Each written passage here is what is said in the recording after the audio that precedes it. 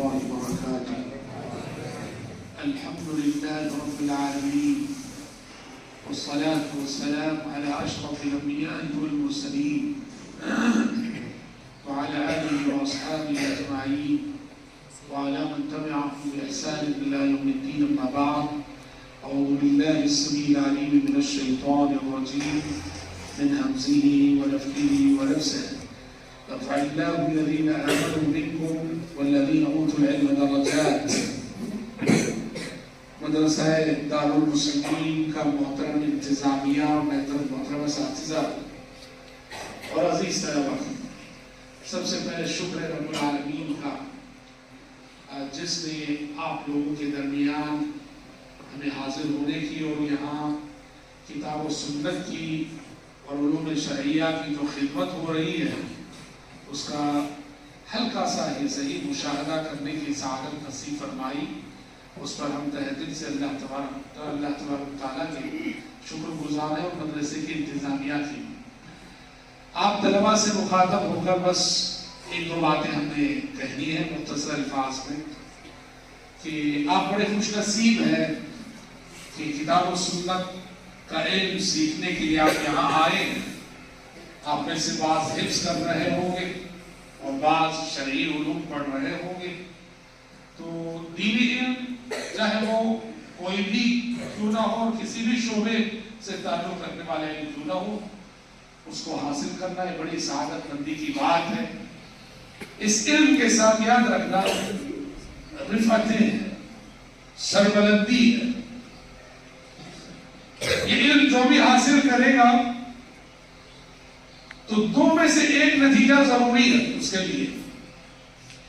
یا تو یہ علم اس کو بہت اونچا اٹھائے گا، بہت اونچا اٹھائے گا، یا پھر اگر وہ اس قابل نہ رہے کہ اونچا اٹھ سکے تو پھر اتنا ہی نیچے گرائے گا، اتنا ہی نیچے گرائے گا. اسفل سافلین میں جا پہنچے گا. وَاتْلُ عَلَيْهِمْ نَبَأَ الَّذِي آتَيْنَاهُ آيَاتِنَا فَانْسَلَخَ مِنْهَا فَأَتْبَعَهُ الشَّيْطَانُ فَكَانَ مِنَ الْغَاوِينَ وَلَوْ شِئْنَا لَرَفَعْنَاهُ بِهَا ولكنه أخلد إلى الأرض واتبع هواه فمثله كمثل الكلب.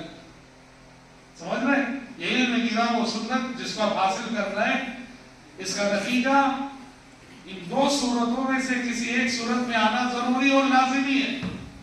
یا تو آپ انشاءاللہ بہت سربلند ہو، اور اگر کوئی اس قابل نہیں ہے تو پھر. اور جب سربلندی ملتی ہے، حدیثوں میں کہا گیا ان اللہ یرفع بهذا الكتاب اقواما ويضع به آخرین. اللہ تعالیٰ اس کتاب قرآن مجید کے ذریعے کچھ لوگوں کو سربلند کرتا ہے اور اسی قرآن کے ذریعے کچھ لوگوں کو زوال پذیر کرتے چھوڑتا ہے. تو عزیز طلبہ، آپ اپنے آپ کو اس قابل بنائیے ادب میں، اخلاق میں، عمل میں، کہ آپ کے نصیب میں، آپ کے حصے میں یہ رفعتیں آ سکیں، یہ عزتیں آ سکیں، یہ سربلندی آ سکیں. اور یہ چیز اخلاص کے بغیر ناممکن ہے.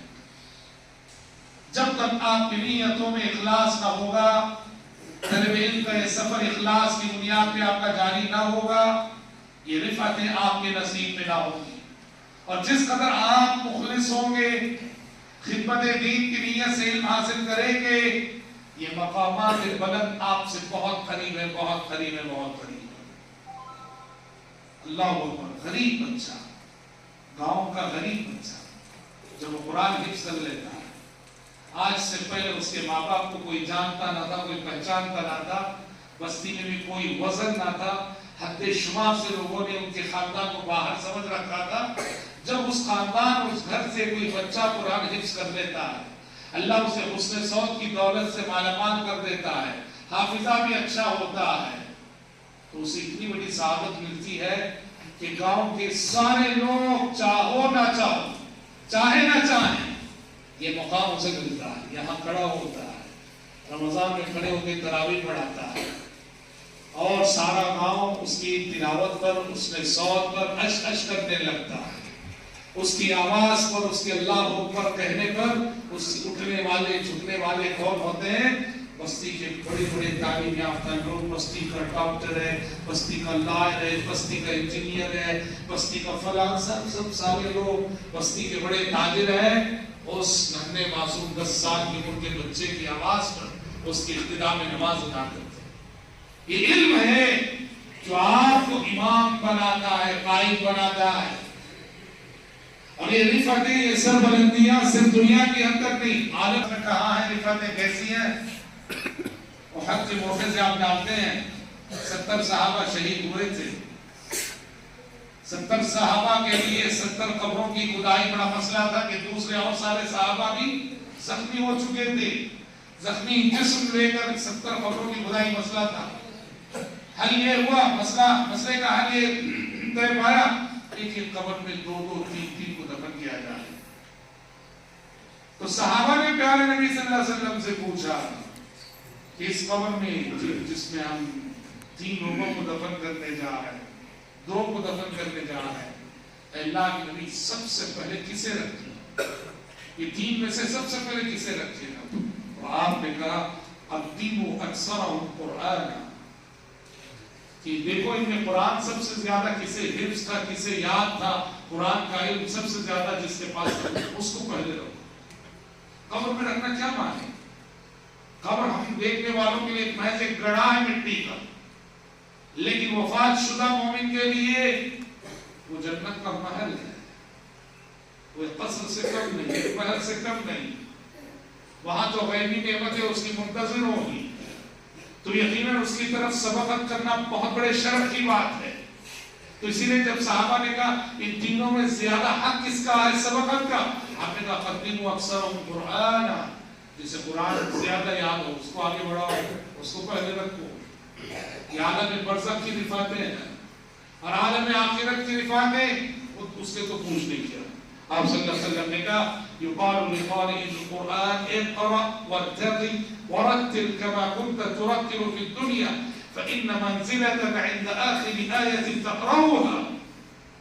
قاری قرآن، حافظ قرآن، عالم قرآن سے کہا جائے گا پڑھتے جاؤ چڑھتے جاؤ، یہ جنت ہے، جنت کے مقامات ہیں، جنت کی سیڑھیاں تمہارے سامنے، بس پڑھتے جاؤ چڑھتے جاؤ۔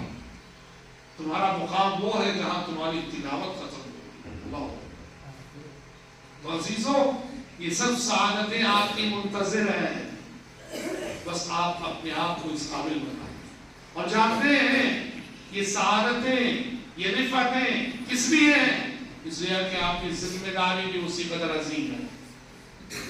اس علم کو پڑھنے کے بعد، اس علم کو حاصل کرنے کے بعد آپ کی ڈیوٹی اور آپ کی ذمہ داری بھی اسی قدر عظیم ہے۔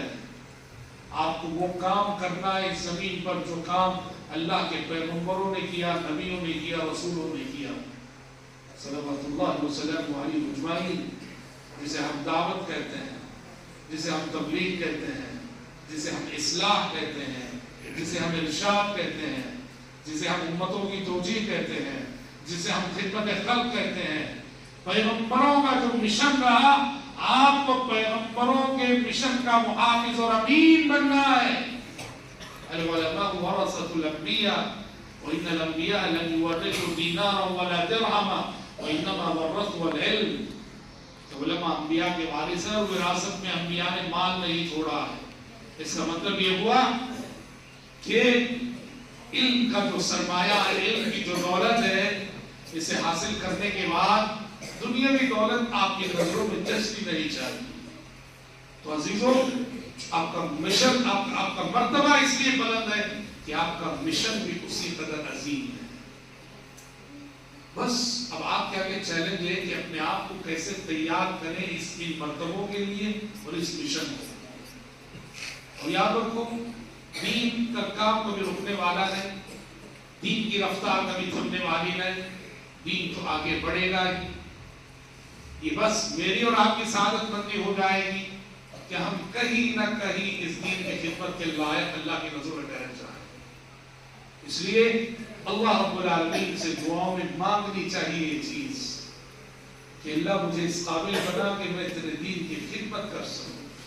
توفیق الہی کے بغیر آپ کچھ نہیں کر سکتے ہیں۔